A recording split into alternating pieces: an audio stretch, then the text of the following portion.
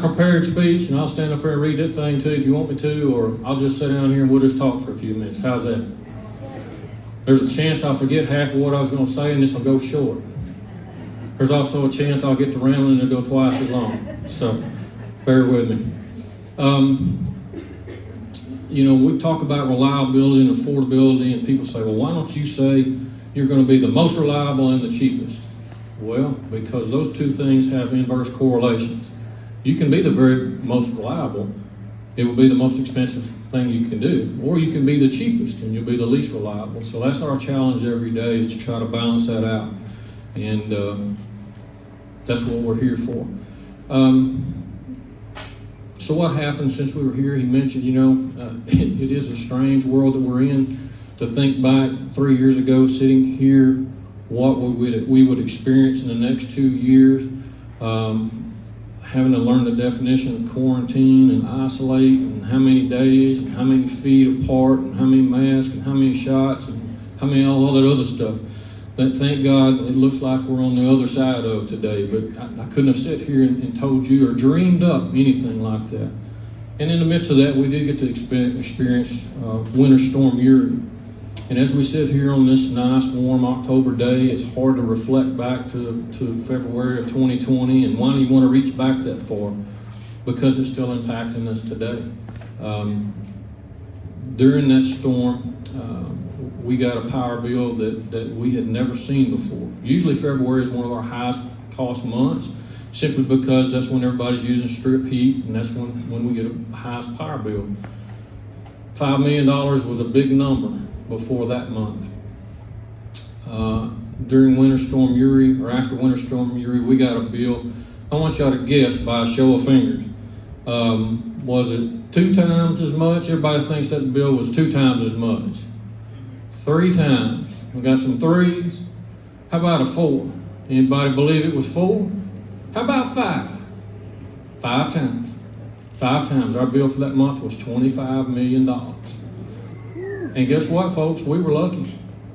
We were lucky. There was a lot of co-ops in the state of Texas that spent their entire power bill budget in those 5 days. And that's what he mentioned earlier. Brazos Electric G&T is a group of 13 co-ops in the central part of the state that had to file bankruptcy because it was a $3 billion G&T.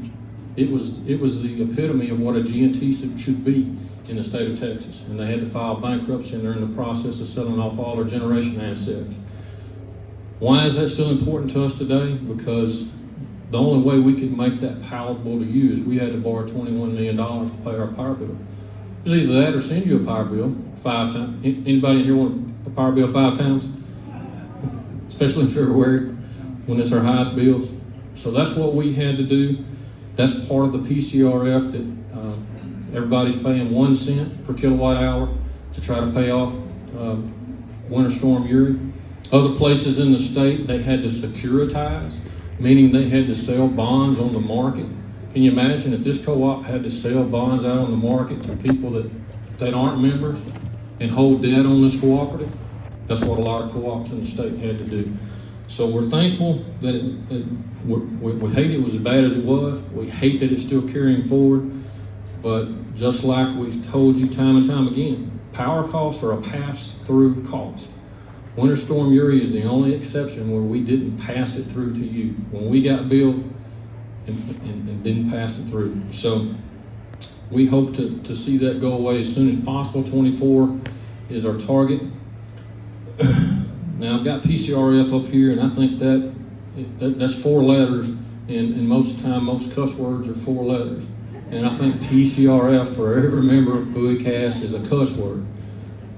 It's a real simple concept, but it gets overly complicated. We have a rate. Every utility in the state has a rate where they charge per kilowatt hour basis to gather some operations and some energy. The PCRF, plain and simple, listen to me. All that is, our rate has a number in it, and whatever we have to pay for power cost above the rate is the PCRF. It's 100% energy, folks. It's 100% energy. It's not operations. It's not the building you're sitting in here. It's not that building. It's not those transformers. It's not those trucks. It's not my salary. It's not anybody else's salary. That's energy. We have not changed anything on the operations side since 2017 when we went up on the customer service charge. Not one penny. And everything we do costs more. One of the gifts of the pandemic was supply chain issues, still going on today. There was a truck sitting out here a couple of days ago we ordered 2 years ago. Usually they're within 10 months. Everything we get's been delayed. Transformers, we've been out of pad mount transformers. We've been out of meter bases. We've been out of meters. We're an electric utility. We gotta have meters. That's the struggle. So that's where we were. Kind of got us to where we are today. Fortunately, during that same time frame, a little good news. We did have good sales. Along with good sales, we had good controls on our expenses that we can control here. And we came in at or below budget on our expenses. Therefore, anytime we have good sales and good expense control, and we generate a margin, we allocate that margin back to the members. Every time, every penny that we take in revenue beyond what our expenses are gets allocated back to you. And then this board sits here each year and we look over everything and they retire capital credits. Last year, they retired $1.8 million of capital credits back to you, the members. And at the end of the year last year, they also wrote off $2.5 million of Winter Storm Uri. So that combined number is $4.3 million that went directly back into the pocket of Bowie-Cass members. We were fortunate sales were good again this year and controlled expenses. Again, they retired $1.65 million worth of capital credits. All of you should have seen that on your recent bills. Our last cycle went out was this week. So you should have seen that. So I hope that you understand our mission has never changed. And I hope that we exemplify to you that we are not for profit. We allocate margins to you. We retire capital credits. We do everything we can to eliminate all we can with Winter Storm Uri and things of that nature. And I think each and every day we live up to that. We're here for you, that you see on the side of every one of our vehicles. All right, let's circle back to where he left off, and I kind of started again talking about the wholesale power contracts, and that's the driver force for where we're at. He mentioned Northeast Texas Electric Cooperative. That's us and 5 other co-ops in East Texas. We all go together, we purchase power, and we have a long 2044 is our contract with them. Well, why you got such a long contract? Because we went out and bought power plants. And those are long-term assets. And you try to finance something to the length of that project. And that's what he's talking about. These sunk costs and things that we're now going to be faced with are going to expedite that getting those costs of those assets back. It's going to cost us more money. The other thing we talk about that, that's about as misunderstood as PCRF is natural gas. Why do y'all talk about natural gas so much? Dadgum, Mark, this is an electric utility. Why don't you talk about natural gas? That sets the market. Natural gas sets the market. I don't care what other power plant plays in that market, it sets the market. And understand, every power plant in the country has to bid into the market. You don't get to own a power plant and say, hey, I've got a load here, and I'm going to use that power plant to serve that load. That's not the way it works. You bid it into the market. You may run it, you may not run it. The market tells us, and natural gas sets that. One of the phenomenons that's going on with natural gas, we talked about last fall. I wrote an article, we put it on Facebook, and most of you got that. And we got a lot of positive feedback because we talked about what was going to happen, what was anticipated going into the winter. Prices were going to go up, but in the spring, natural gas was going to flatten out and everything was going to be lovely. Well, guess what happened? Not lovely. At that time, and we got to remember, sitting here last summer, gas was $3. And we projected it to go to $4.50, and that was like, oh no, $4.50. Oh no, we can't make it at $4.50. And it shot past $4.50 like nobody's business, and went to $6. And a good portion of this summer stayed somewhere between $9 and $10. Okay, that's a commodity, like he said. That's the base commodity for setting all the prices, and it went from $3 to $9. One of the things that happened during that time frame that probably nobody pays any attention to, 15% of all the natural gas produced in this country gets exported in LNG. Did you know that? So we need more natural gas to run and to do what he said, supply and demand, to help the cost. It's getting exported. Why? Because we didn't want it. So they found a market for it. This is no different than what most people in this room understand. Just like two farmers. Me and this guy right here, I raise hay and he raised cattle. We live right next door to one another. And for years and years, I raise hay and he buys it from me. And it's a great deal. All we got to do is open the gate. I towed it over there to him. He uses it. Well, he gets a great idea one year. He goes, you know what? I'm gonna winter pasture these things. I'm gonna plant. I'm gonna do something different. I don't need your hay. Thank you very much. It's been a great ride. No hard feelings. Okay. Well, I still got hay to sell. So guess what? I find somebody that wants it. I find a horse grower. And guess what? That horse grower gives me 4 times what he'd give me for it. And it's a great deal. After a year of doing what he did, he said, you know what? I'm gonna go talk to Mark. We're gonna get back on this hay deal. And after I tell him that I no longer can provide him hay at what we were, it would be, if I had any, it'd be $4 higher. He calls me a few choice names, and then he tells me I'm greedy and I shouldn't be that way. I said, well, you didn't want my hay, and I still grow hay, and I got to get rid of it. And I found somebody that was willing to pay a premium for it. Isn't that what you do when you take your cows to the sale barn? You take it to the first sale barn, or you check around. Okay? People in America, we didn't want the hay. So guess what? Europe will pay $40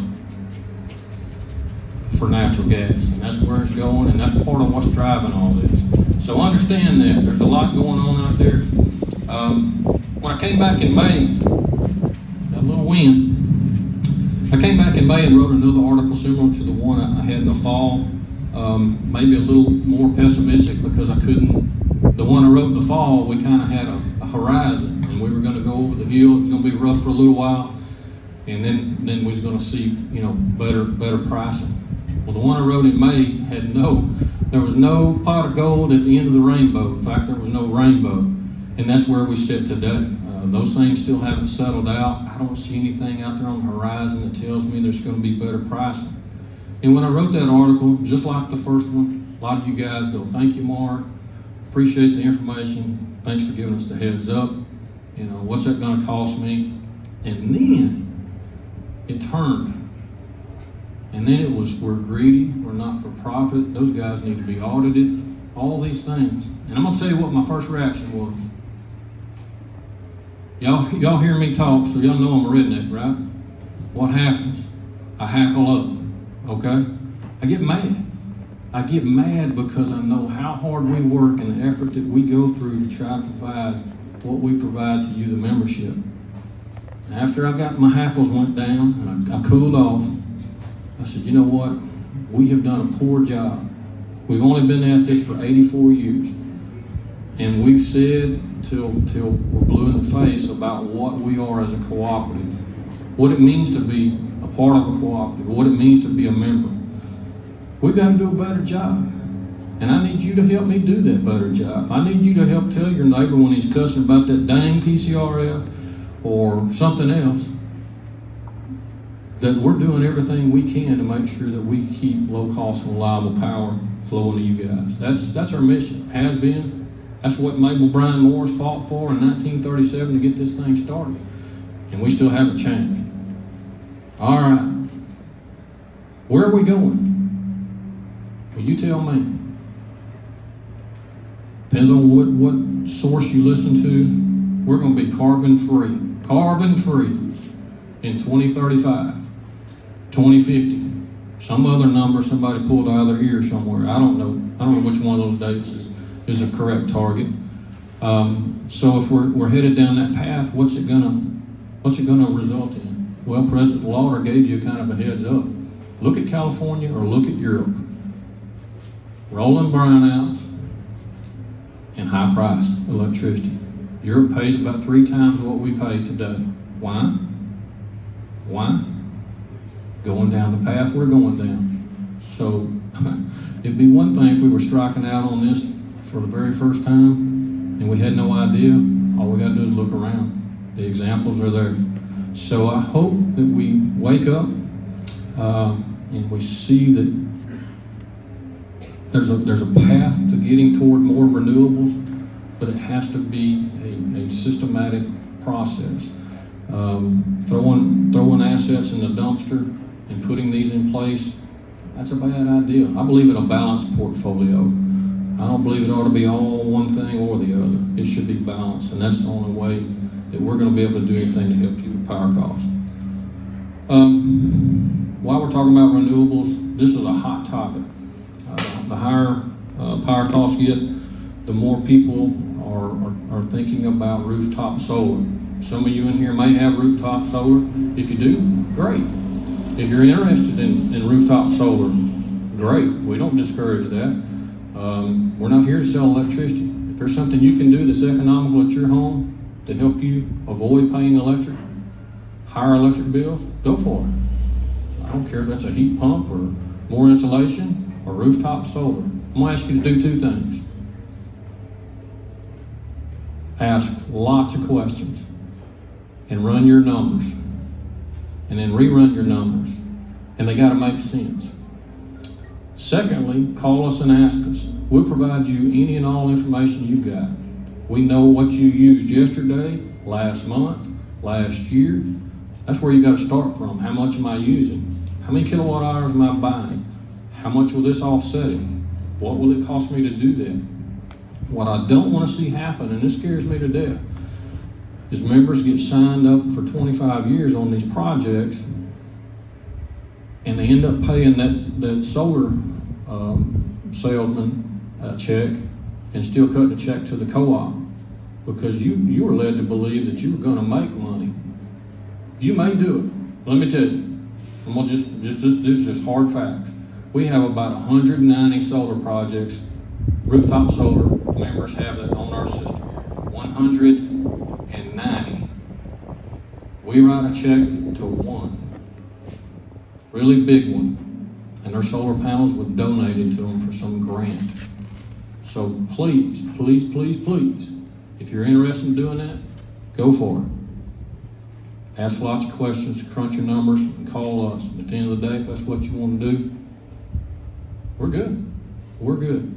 Just don't come back and be mad at me. Because you're writing them a check and still writing us a check, okay? All right. That's about enough for today. We, again, appreciate you all being here. In each one of your bags, you should have seen a suggestion card.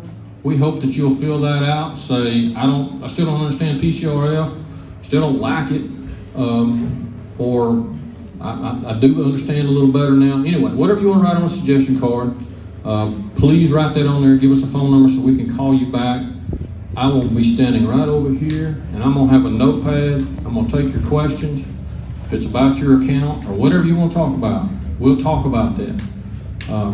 So after that, we'll go to those questions. We're going to go to door prizes now, and JT's ready to do it. All right?